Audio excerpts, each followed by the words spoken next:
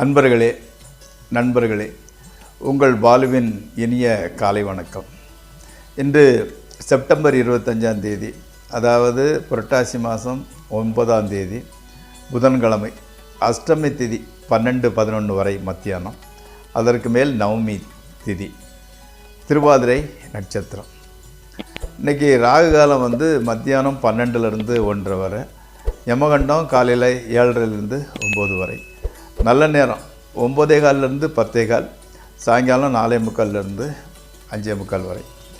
இப்போது நீங்கள் அணிய வேண்டிய உடையின் நிறம், அதாவது போடக்கூடிய சற்றினோட நிறம் பச்சை. தவிர்க்க வேண்டியது செவ்வாய், அதாவது செவ்வாய்க்கு உண்டானது ரெட், சிவப்பு. சாப்பிட வேண்டியது காலையில் உளுந்த வடை அல்லது புளியோதரை. சந்திராஷ்டமம் விருச்சிக ராசிக்காரங்களுக்கு. ஓகே, நம்ம இப்போ அடுத்தால ஜோதிட பாடத்தில் யோகங்களை பற்றி பார்த்துக்கிட்டு வந்தோம் இல்லையா? இன்றைக்கி ஒரு 2 யோகங்களை பற்றி பார்க்கலாம். அதில் முதல்ல பார்க்கக்கூடியது நல யோகம்னு சொல்லுவாங்க. அதாவது எல்லா நல்ல கிரகங்களுமே நல்ல ராசி அல்லது அவற்றின் சொந்த ராசிகளிலேயோ தங்கினால் அதற்கு பேர் நலயோகம்னு சொல்லுவாங்க. இந்த நலயோகம் இருக்கிறவங்க திறமை, ஆரோக்கியம், செல்வம் அதோடு சேர்ந்து நல்ல பேரும் புகழும் பெற்று வாழ்வார்கள்.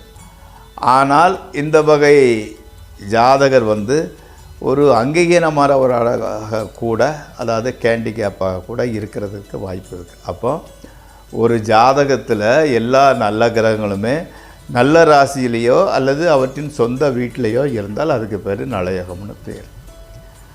அவங்க ரொம்ப நல்லா இருப்பாங்க, பட் அவங்க அங்கீகீனமாக இருக்கிறதுக்கு வாய்ப்பு இருக்குது. இதுதான் அந்த யோகத்தினோட தியரி. அடுத்து வலசி யோகம்னு சொல்லுவாங்க. அதாவது லக்னம் அல்லது சந்திர ராசிக்கு 7வது இடத்தில் 1 அல்லது அதற்கு மேற்பட்ட நல்ல கிரகங்கள் ஏதாவது தங்கினால் அதற்கு வலசி யோகம்னு பேர்.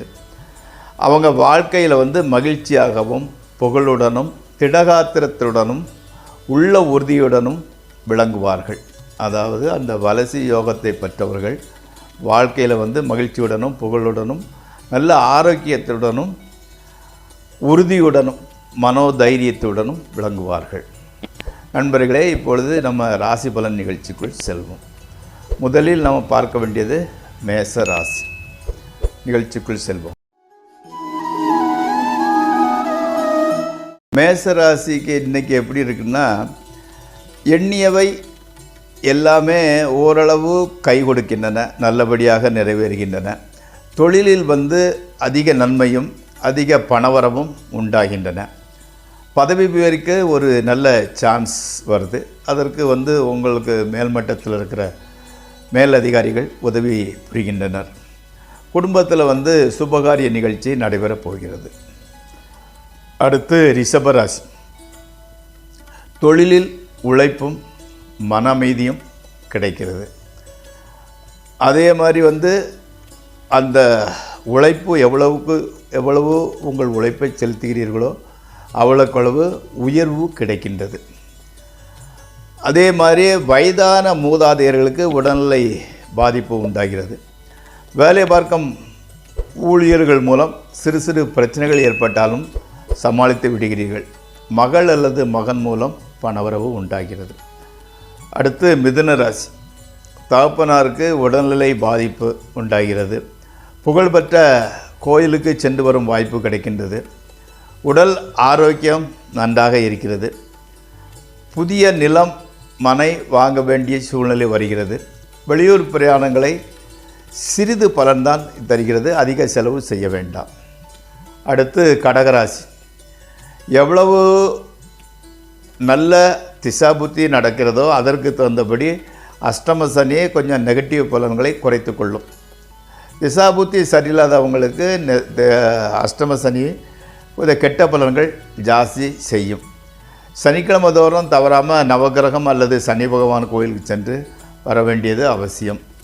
நவம்பருக்கு மேல் சனி பகவான் நற்பலன்களையே தருவார். அடுத்து சிம்மராசி. கணவன் மனைவியரிடையே ஈகோ பிரச்சனைகள், அதனால் வாக்குவாதம் ஏற்படுகிறது. விட்டு கொடுத்து போவது நன்மை பயக்கும்.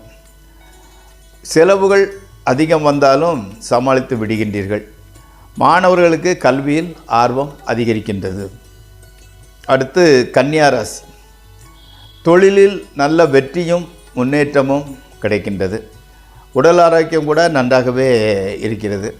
கோர்ட்டு கேஸ் விவகாரங்கள் இருந்தால் அவை வெற்றியை நோக்கி பயணிக்கின்றன. கணவன் மனைவி உறவு சந்தோஷமாக இருக்கின்றது. ஸ்பெக்குலேஷன், ட்ரேடிங் ஆகியவற்றை தவிர்க்கவும். துளாராசி. துளாராசிக்காரங்களுக்கு கோவில் குளங்களுக்கு செல்லும் வாய்ப்பு வருகின்றது. உங்களுக்கு கூட சூதாட்டம், லாட்ரி போன்றவற்றில் ஈடுபட வேண்டாம். அவை ரிவர்ஸாகவே பயணிக்கின்றது. புதிய மனை வீடு வாங்குவதில் சற்று தடங்கள். பொறுமையை கடைபிடியுங்கள். பணம் தண்ணீராய் செலவழிக்கிறது. கணவன் மனைவி உறவு நன்றாக இருக்கின்றது. அடுத்து விருச்சிக ராசி. வைரல் ஃபீவர் அந்த மாதிரிப்பட்ட அந்த ஏரியா சீசன் சம்பந்தப்பட்ட வியாதிகள் வர்றதுக்கு வாய்ப்பு இருக்கிறது. கடன் தொல்லை கொஞ்சம் டிஸ்டர்பன்ஸாக தான் இருந்துக்கிட்டு இருக்குது. அதனால் மனக்குழப்பம் தூக்கத்தை கெடுக்கிறது. மேலதிகாரிகளின் இடம் கெட்ட பெயர் உண்டாக வாய்ப்பு இருக்கிறது. எச்சரிக்கையுடன் நடந்து கொள்ளுங்கள். புதிய முயற்சிகளை தவிர்க்கவும். அடுத்து தனுசு ராசி. தொழிலில் நல்ல ஆதாயம் கிடைக்கிறது. உடல் ஆரோக்கியமும் மனோதைரியமும் உண்டாகிறது. பதவி உயர்வு அல்லது வேலை மாற்றம் நிகழ்கிறது. கணவன் மனைவி உறவில் மகிழ்ச்சி நீடிக்கிறது. வேண்டாத செலவுகளை குறைத்து விடலாம், குறைகின்றது. அடுத்து மகர ராசி. வீடு மனை வாங்கும் யோகம் உண்டாகிறது. ஊதிய உயர்வு, பதவி உயர்வு உங்களுக்கு காத்திருக்கிறது. லாட்ரி, ட்ரேடிங் போன்றவற்றில் கூட வெற்றியே கிடைக்கிறது. கணவன் மனை உறவு நன்றாக இருக்கிறது. மக்களால் மகிழ்ச்சி. அடுத்து கும்பராசி. பிரயாணங்கள் அவ்வளவு நன்மை தருவதில்லை. சோம்பல் குணம் சற்று அதிகமாக இருக்கிறது. தொழிலில் மன திருப்தி என்பது இல்லை. பொருள் நஷ்டமே உண்டாகிறது. ஆயினும் வீட்டிற்குள் வந்தால் மன மகிழ்ச்சியும் அமைதியும் கிடைக்கிறது. அடுத்து மீனராசி. தொழிலில் முழு கவனத்தையும் செலுத்துங்கள். வெளியூர் பிரயாணங்களை தவிர்ப்பது நல்லது. வாக்குறுதி கொடுக்கும் முன் நன்கு யோசித்து செயல்படுத்துங்கள். ஆயினும் மனைவி, மக்கள், நண்பர்கள் மூலம் மன நிம்மதியும் ஆறுதலும் உண்டாகின்றது. உடல் நலத்தில் அக்கறை செலுத்துங்கள். நண்பர்களே, இந்த ராசி பலன் நிகழ்ச்சி இத்துடன் முடிவடைகிறது. நாளை மீண்டும் சந்திப்போம்.